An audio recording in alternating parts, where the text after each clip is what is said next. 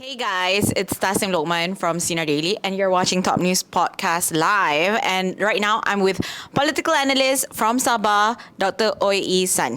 Yeah, nice. Talking to all of you. Thanks for having me here. All right, I'm so excited because we're going to be talking about Sabah. It's a countdown to the state elections. It can happen anytime soon. Maximum the last day, I think Well, I December. think by the 11th of November, 11th of it will November. automatically dissolve. Yeah, Okay, yeah. so So after that, I mean, assuming it is automatically dissolved, then you have till almost like the end of the year lah, to yeah. have an election. Yeah. But I mean, time passes really fast right now, Yes, right? indeed. It's already August. I Yeah, know, and it's yeah. already mid-August. Yes. So we're gonna be talking about the state elections expectations, corruption cases, controversies, and of course, what's at stake for the government, federal government, and also state government. So let's just be clear.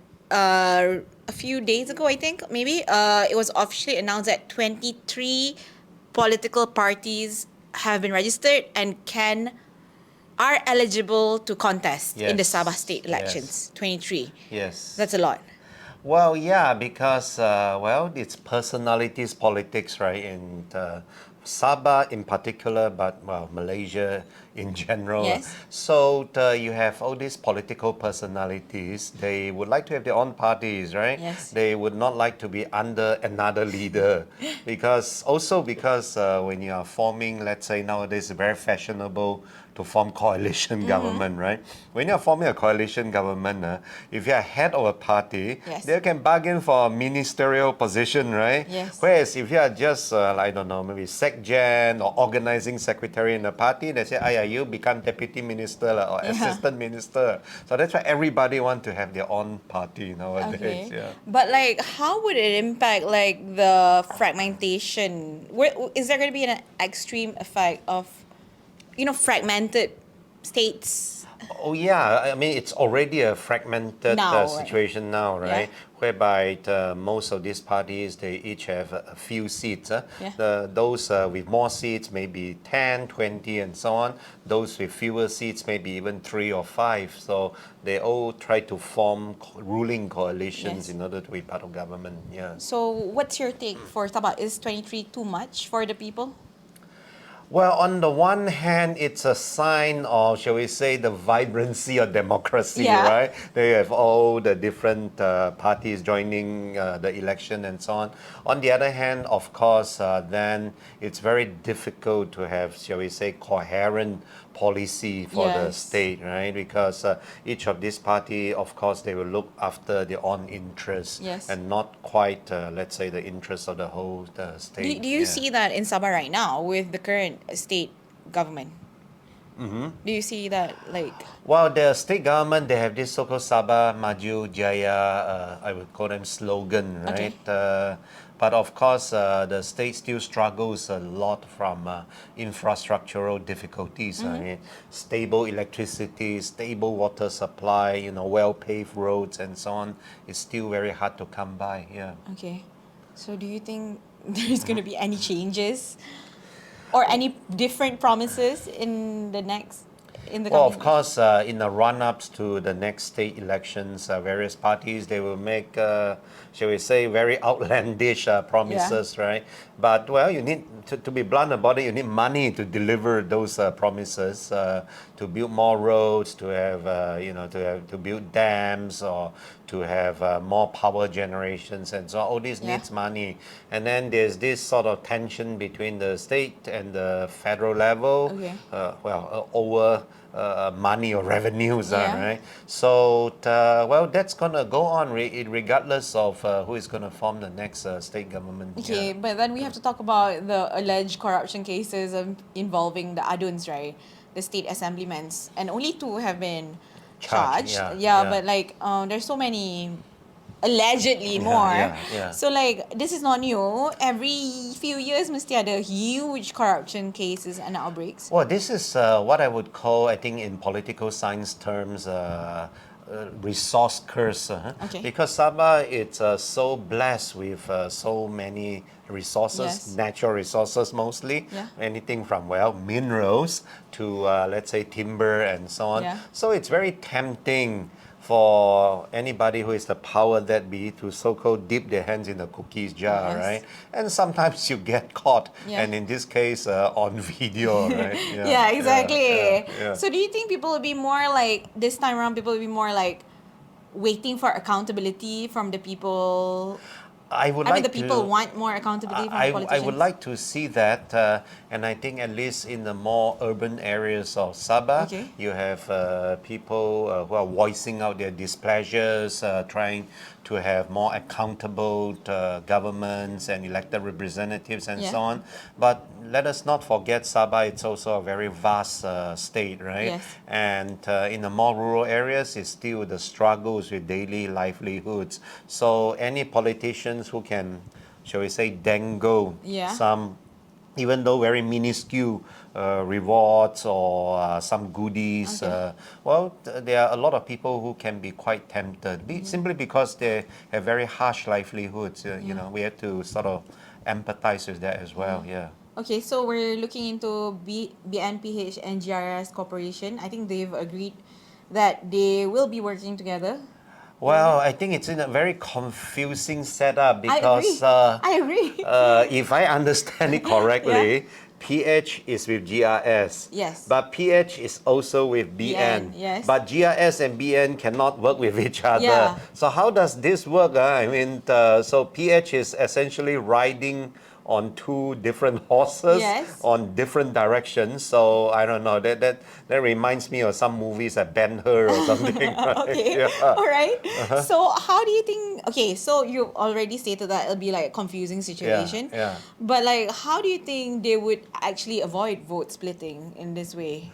Well, I think those seats where, let's say, PH could agree with GRS or PH could agree with BN not Yeah. to overlap, they will not overlap. But let's say between GRS Yeah. and BN, Yeah, I exactly. think they will be overlapping. In fact, quite a number overlapping. Then it's so-called the best person wins. Then Yeah. So yeah. do you think GRS and BN would be competing against each other? I think there will be some seats which are overlapping, primarily in the more rural seats, especially. And let us not forget, in Sabah state elections especially, usually there will be a lot of these independents as well. Yes. Well, to call them independents are actually a misnomer, because they are actually sponsored by certain parties To and break so the on. votes. Yeah, to Okay. number one, break the votes, and sometimes they do win. You know. Yeah. Every election there must be at least one or two who win. Wins, yeah. So well, then they also become quite quite a commodity, because all this coalition would need seats, Yes. right? Yeah.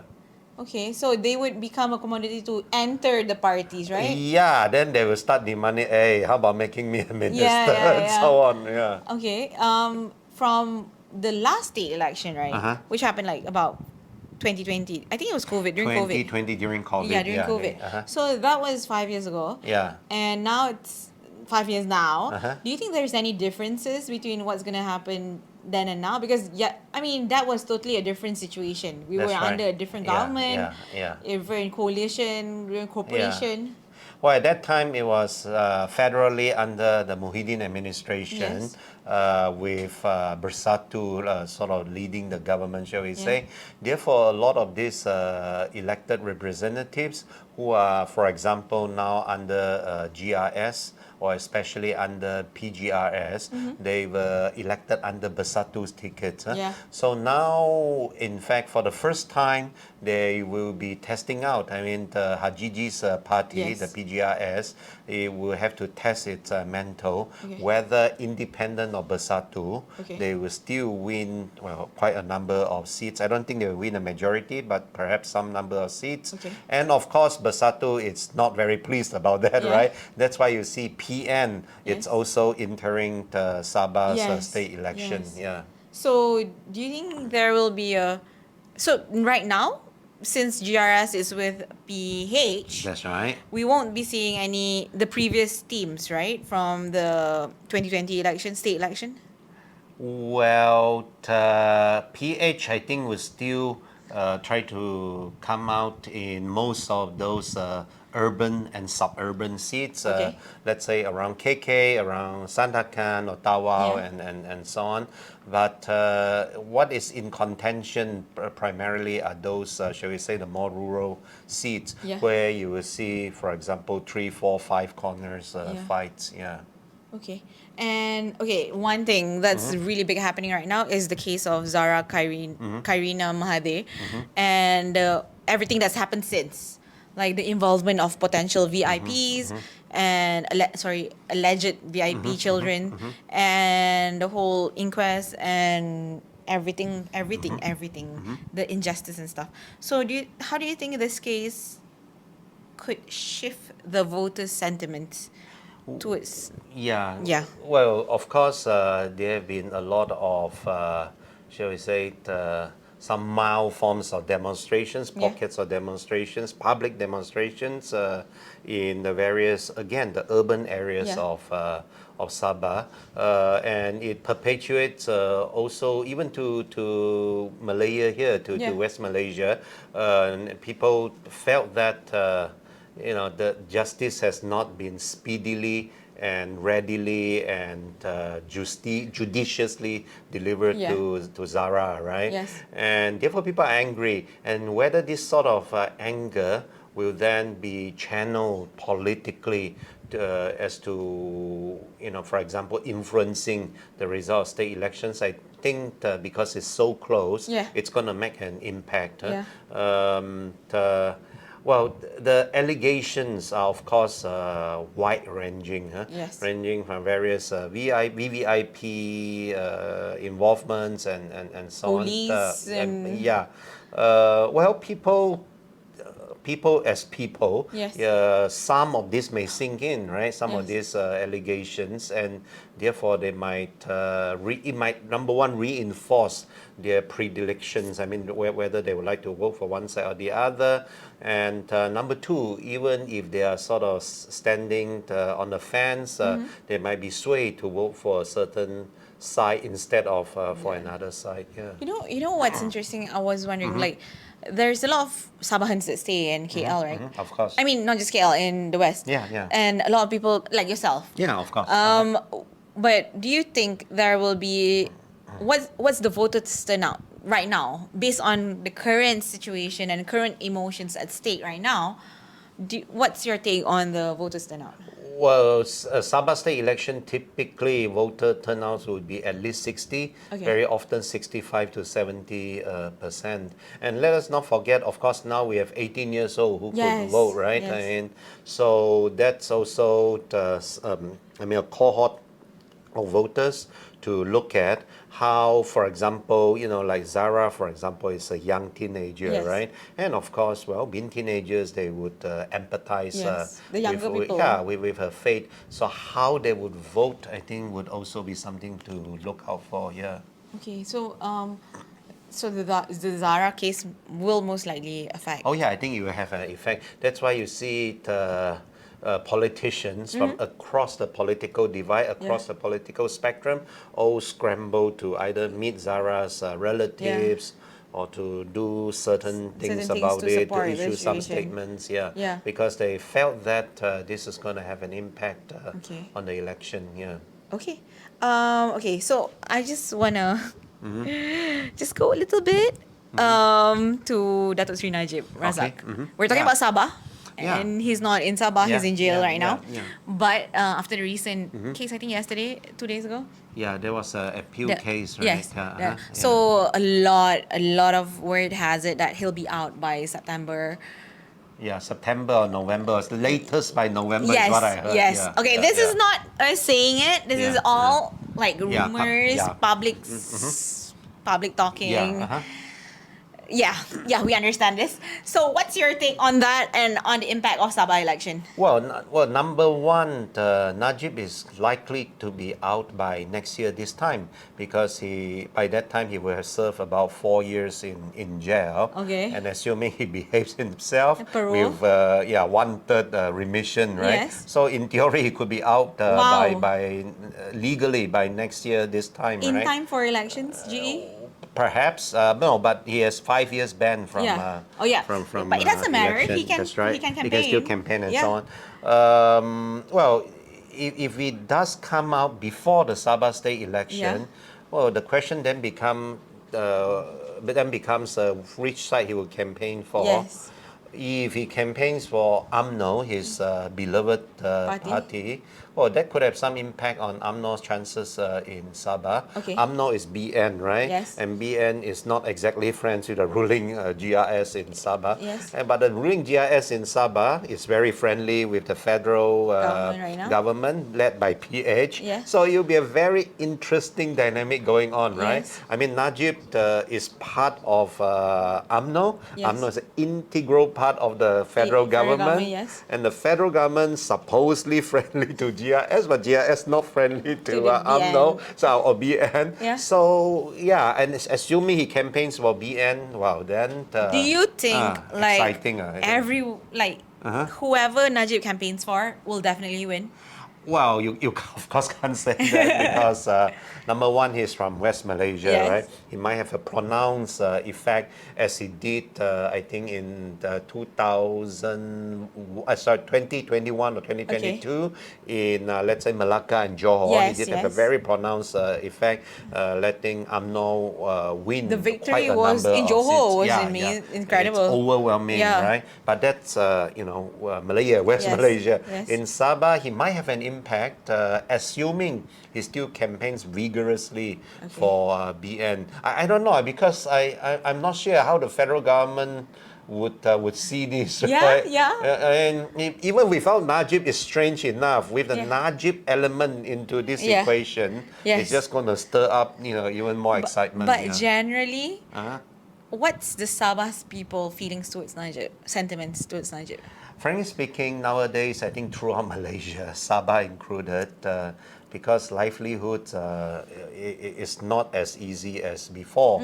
So it's very natural for people to so-called hark back to the good old days, right? People will say, oh, during Najib's days, life was better and so on. So in that sense, he could have a pronounced positive effect onto whichever side he is campaigning for, in that sense, including in Sabah. But I think the effect may not be as pronounced as here in West Malaysia. All right. But good news for the politicians for Najib to come out? Well, it depends on how you define good news. Not so good for Zahid, actually, is it? Yeah, I mean, on the one hand, of course, in general, it's good for UMNO, right? There's somebody with all the boss school effect and so on. But of course, you need to look at the internal dynamics of UMNO, right? Well, Najib, it's out. That means Najib could be in charge again. Then those who are currently in charge may or may not be happy about that, right? Very often, in my experience of observing politics for so many years, what's going on inside a particular party is far more intense, far more exciting than, let's say, this party A against party B. Okay, so could you tell us, spill some tea about what's happening in UMNO right now?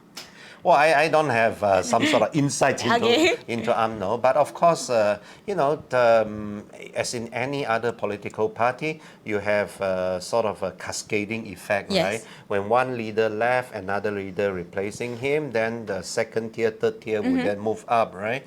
But then if the former leader came up, then how do you move up then? Right? Even if, let's say, Zahid, it's a very nice person, say, I don't mind, I can take a back seat and so on. But how about people below Zahid, right? They would still want to move up, right? And then that would be pitched against Najib's people who say, hey, boss is back, I want to be back too, right? So how do those dynamics play out? I think will be very interesting. Just in UMNO, we are not even talking about the other political parties, we haven't even touched on PKR yet. Yeah, that's right. That's another can of worms. You know what? Because I haven't met you for the longest time, I want to ask you about PKR results, especially the deputy presidency. What's your take on the Isa versus Rafizi. Yeah, I was a bit surprised that the winning margin of Nurul Izzah was apparently quite huge, right? I thought, yes, she would squeeze by, but Okay. perhaps with a thin Thin, margin. okay. But because I think in the parliamentary election, she didn't win her seats and Yeah. so on.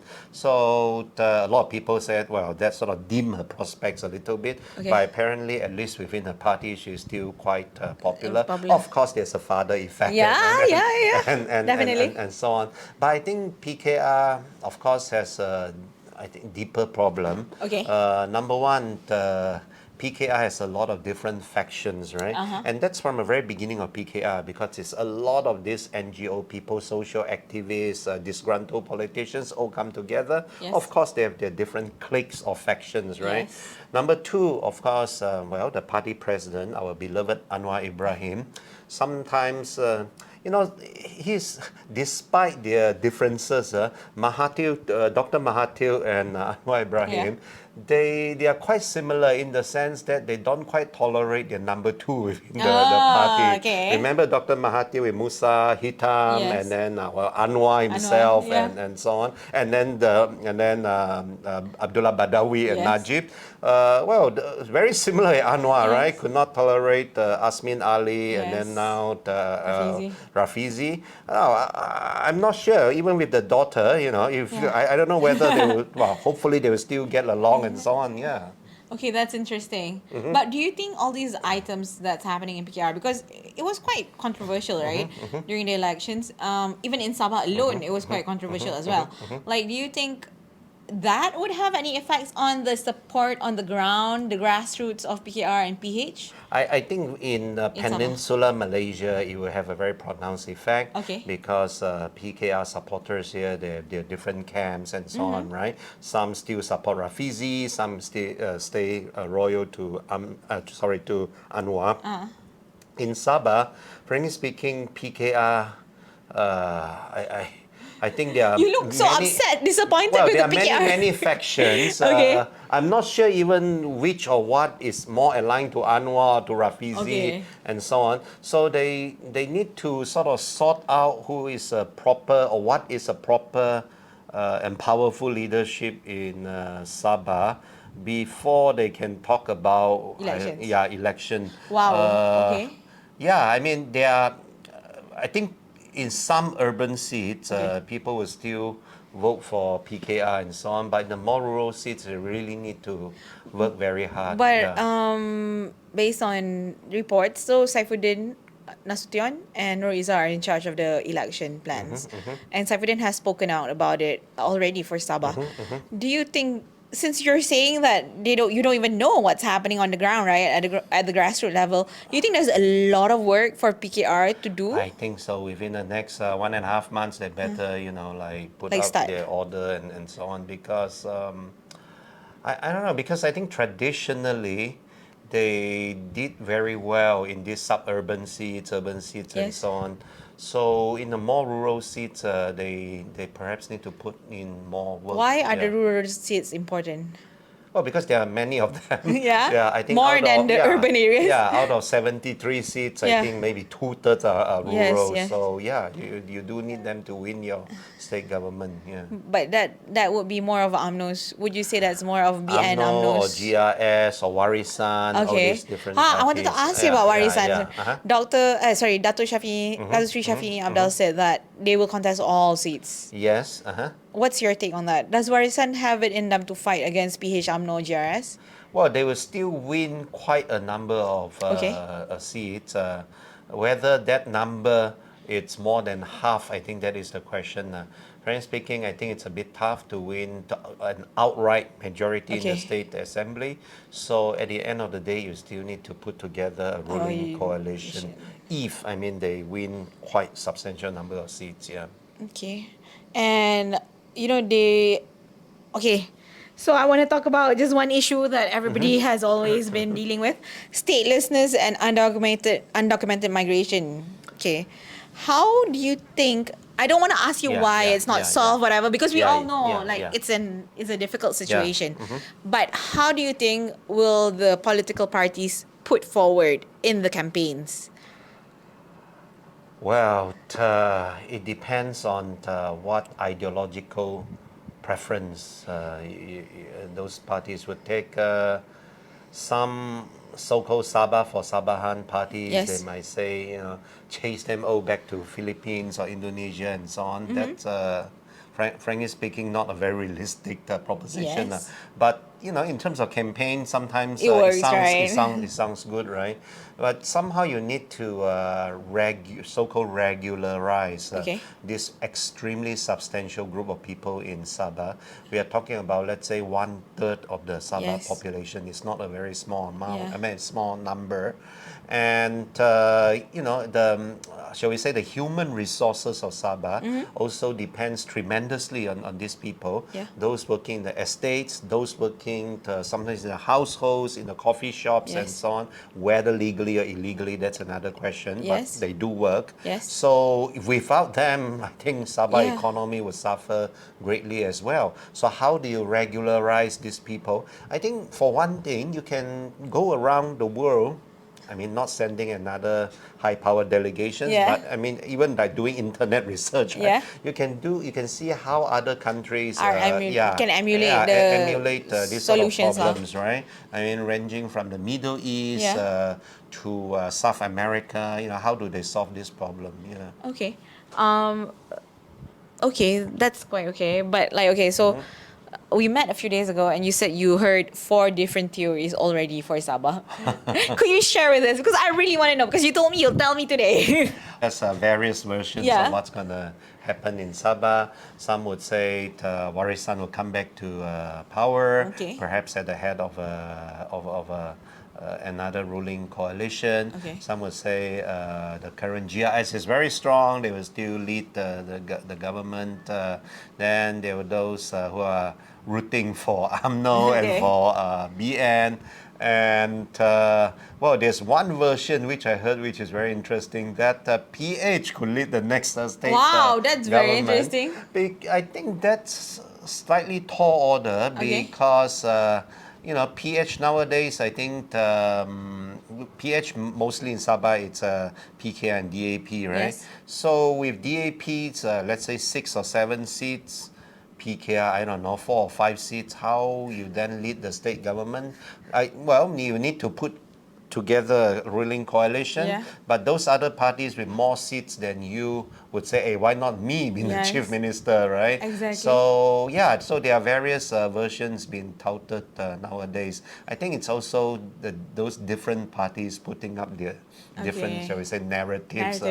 For the story. But Yeah. from your take, right? You're an expert. You're from Sabah. Yeah. What's your vision in the state election? What do you see happening?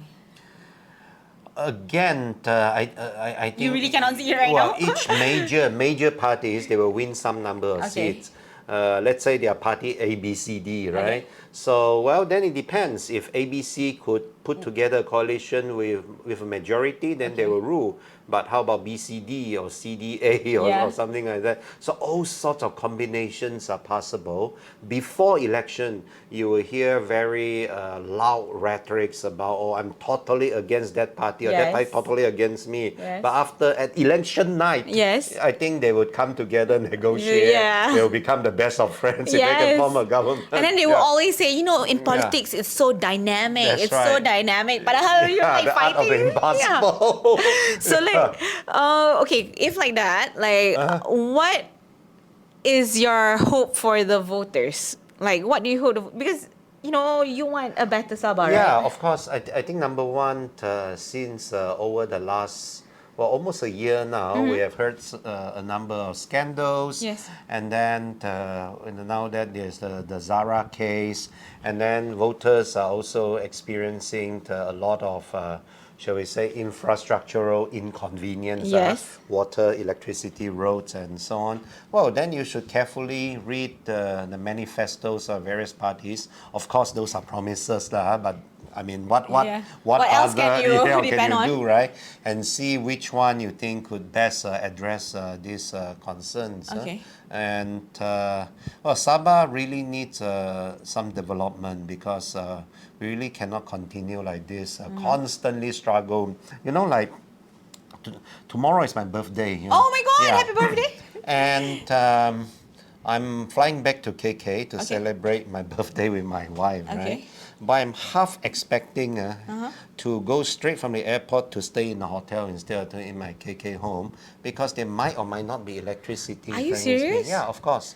So there were times when my wife, I mean, after the plane took off, you know, and then when it landed, my wife told me no electricity at home. We go straight to a hotel and better check whether that hotel has electricity supply as well. Yeah, of course, ma. Otherwise, why you go there to stay? Exactly. So they were at least I don't know many times such that one of these hotels automatically upgrade me to a suite and so on because I stayed so many times. Yeah. Wow. Okay. Wow. That's so. How do you? Okay. I'm sorry. I live in here. I live in KL. I live in Selangor, and I mean having no electricity cut is because of a problem, a Yes. technical problem, not like a scheduled. Yeah, this is like in South Africa, it's something called like something loading, load shading or something like Okay. that. Yeah. So like, how do you feel when you're in KK? KK is beautiful. I love KK. Yeah. I love going to KK, and This is unconscionable. I mean, I grew up in KK. During my younger years, there were all these electricity blackouts and so on. Okay. And now I'm turning 51 and I'm still facing this. Is half a century of sufferings, you know. So I want to see an end to this, frankly speaking. I cannot tolerate it anymore. So when you- and I think this sentiment is shared by many Sabahans. Yeah. You know, we grew up there half a century. what? Okay, tell us like how was it growing up in KK, and when you moved to KL? I mean, when you stayed here, you stayed. I don't know. You've stayed in Singapore as well, right? Yeah. Like, like how do you feel? Well, a lot of things which you take for granted, right? Okay. I mean, like efficient public transport, you know, stable electricity and water. Yeah. Well, in Sabah, you cannot take that for granted. You know, even today, with promises of what is this Pemborneo Highway and Yes. so on, that has still yet to come to fruition. And because of this so-called construction of Pemborneo highways, a lot of diversions and so on, and road conditions, shall we say, not so nice. So, yeah, I look forward to a day where I could, I don't ask for a lot. I just want a decent infrastructure Oh for my Sabah. God, Yeah. that's so hard. How Yeah. are we supposed to expect that when there are so many corruption cases being released out? Yeah, You know. that's what I call it resource curse because we are so resourceful. So everybody wants to dip their hands into the cookie jars. So like you know, a few weeks back, I interviewed Datuk Yeah. Sri Alexander Nantalingi From Sarawak. from Sarawak. So I asked him about the state elections for Sabah, and then he said he kind of like he compared it to Sabah. He compared Sarawak and Sabah together, and he said that the thing about Sabah is there's so much tigers on a hill, where there's no hierarchy. Everybody is in power. Compared to Sabah, where they know the who and who is where. So do you have a similar opinion on that, or is it because people can't be united, or what's the issue? Like, are people just too greedy? Well, I tend to agree with the last conclusion, isn't Okay. it? Because, you have different tigers or many tigers, then all the tigers will try to hunt, right? Yes. Well, as opposed to if you have one big tiger, Yeah. well, that tiger will also have to hunt. Yes. So the concern is the hunting, Yes. right? So, I don't know. I mean, if we could have perhaps more hardworking orangutans, you know, then attracting more tourists Yeah. and so on. Perhaps Okay. it's better than all these crouching tigers. Oh my and, I love your description right now. sleeping dragons. Or something, right? Yeah. Okay. So yeah, I really look forward to a day where Sabah could be like Hawaii, could be Okay. like Waikiki, could be like Bali and so on, right? These are all the major attractions. According, I think, to one statistics last year, over the past quite a number of years, Sabah received approximately the same number of tourists as, let's say, Bali, right? Wow, okay. But you look forward to go to Bali because infrastructure it's nice, and then it's very culturally oriented. Some of the restaurants. 2 nights ago, I went to a restaurant here in KL. It's Balinese restaurants, Yeah. which I try in Bali, and now they are opening up branches in KL, right? Yeah. I mean, I look forward to a day where Sabah restaurants could also open up branches in, KL. KL and beyond And in Singapore Indonesia. and Yeah, Indonesia. I mean Yeah, that's that'd a be Sabah amazing.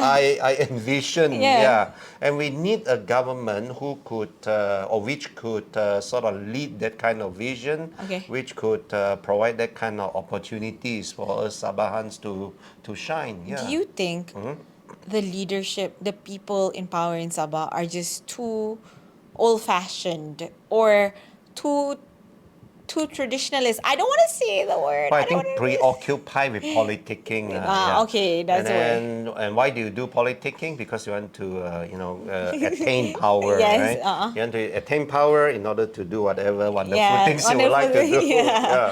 So, do you think that they need new faces? Do you think Sabahans need new faces? Do you think they need younger faces? I don't know. Like, is there like I all think I they see? need. Okay, to be honest, when I see Sabah punya government, all I see are pakcik-pakcik yang patutnya dah Yeah. retire dah. I think we need more conscientious faces, and over the years, of course, both the federal and state governments, they send a lot of these youngsters to studies overseas and locally. Yeah. And these are very bright people. I met a lot of them in conferences, both in Sabah as well as here in Peninsula. Yeah. Sometimes I thought, wow, if these people, even though how young they were, if they could be somehow, I wouldn't say in charge of Sabah, Okay. if they could somehow get Be themselves there, involved yeah. in Sabah, how nice that would be. Yeah, I do share a bit of this enthusiasm for younger generation. Yeah. To sort of shape Sabah for the better. Yeah. Do you see like recently Sabah has been in the spotlight for Syed Saddiq working with Bella. They've been going to Sabah, they've been climbing. Oh yeah, around it. because okay. Yeah, because of them. Yeah, and if you have Syed Saddiq, Rafizi, Khairi, Yeah. Khairi's sidekick, my Sharil. good friend. Oh, sorry, Why not? You forgot Sharil's name. and Nick Nasmi Okay. and so on, and perhaps some from Sabah and some from Sarawak. Yeah. Imagine if they could somehow band together. Well, forming a political party would be good, but somehow band together and provide a new vision, new leadership for the country Yes. and for states such So as Sabah. it's interesting and so you on. mentioned all these specific Yeah, names yeah. because they're the people that are seeing, like the young people Yeah. are seeing this group of people. Yeah. But why do you think what's hindering them from working together? Well, of course, they have been politicians for quite some Yeah. time, and sometimes, let's say this group of 5 or 6 of them, Yeah. right? Who is going to lead the group, right? That's it. Probably KJ lah kan? That would be quite a question, right? Yeah, I mean, KJ, Khairi would Rafizi, say, why not me, right? And then Rafizi be like, no, me. Yeah. So, but that's politicking. I mean, Yes. that's politics, and I hope that's healthy style of Okay. politics because they're healthy competitions and so on. But when you mention those names, right? Like KJ and Sharil are out from UMNO. Rafizi and Nick Nazmi are basically out of PR. They're not out, but out of favor. Shouldn't they just go into Muda in Syed Saddiq's party since Syed Saddiq already has Well, a then party? Syed Saddiq would say, very nice, so you guys will be all under me, right? Yeah, exactly. What do you think that then, if that way, Muda has to restructure themselves or how? Ideally, these are all my good friends, and I hope them the best of luck for both Malaysia and for my beloved state of Sabah. Yeah. Of course, you need also a few faces from Sabah Yeah, to of course. complement them. Well, I think we stray a bit from the topic, but Okay. I think no, it's okay for me. Okay. I mean, as I look at Malaysia, outside of Malaysia, people respect us a lot. Okay. I mean, especially recently after we mediated the Thai-Cambodia conflict, right? Yes. Even no less than Donald Trump himself express an interest to come to Malaysia Yes. and perhaps do a summit with all the wonderful leaders of the world, right? Yeah. Hey, that's unheard of, you see. Okay. Remember his first term, Yeah. totally neglecting Southeast Asia, Yes, right? yes. And this time he is taking the initiative Yes. to have a closer look here. And I think that we are doing well in that sense in the eyes of the international community. But domestically, frankly speaking, I think we are quite a mess, both politically Okay. as well as economically. Because despite some of these growth numbers, if you ask anybody on the streets, very seldom do you Okay. hear very positive answers, Yes, right? yes, It's like, I'm feeling the vibes, I'm Yeah, really yeah, feeling the yeah. growth. You don't hear that. No. It's in Chinese community, your business so susah, right? Okay. And then you go to some other communities, livelihood so susah, Yeah. right? So money not enough, prices are too high. Yes. So you don't feel like our population is feeling the fruits of those so-called growth. Yes. So how do we do that? How do we make sure people could participate more? Here, of course, in West Malaysia, you have more, shall we say, conditions for doing that, right? Especially in Klang Valley. And I think you need to continue to do that, and hopefully in the process, Sabah could partake a little bit as Okay. well. Yeah. Okay. Thank you so much, Doctor. So before we end today, I need your predictions. Well, I think you will see a coalition government Okay. in Sabah on election night. Well, hopefully on election night, but Not the perhaps, next morning. but I think likely maybe the next morning or a few Okay. days afterwards. Yeah. Okay. But who is going to be the chief minister? Well, I can really not make a responsible prediction. I can only say I hope that person would, I wouldn't say lead Sabah to new heights and so on. Too but high expectation. Yeah, that's right. But at least provide ample infrastructure for Sabah so Okay. that when I do go back to Sabah, I don't need to worry about staying in a hotel anymore. Okay. So electricity and water, the most important, and Yeah. roads. Yeah. And roads, yeah. Electricity, water, and roads. Roads. Anything else? Let's take Oh, care of let's this take thing. that first. Yeah, Okay, yeah, all right. yeah. Thank you so much, guys, Yeah. for watching. This is Tasnim from Sinar Daily. Make sure you follow all our social media platforms. And this is Dr. O.A. San. He's a Sabahan. He's a political analyst. And he has said what I'm sure everybody is thinking about. See you guys. Thank you so much, Doctor. Thank you. Thank you. The world's unfolding, stories untold. Voices rising and we're breaking the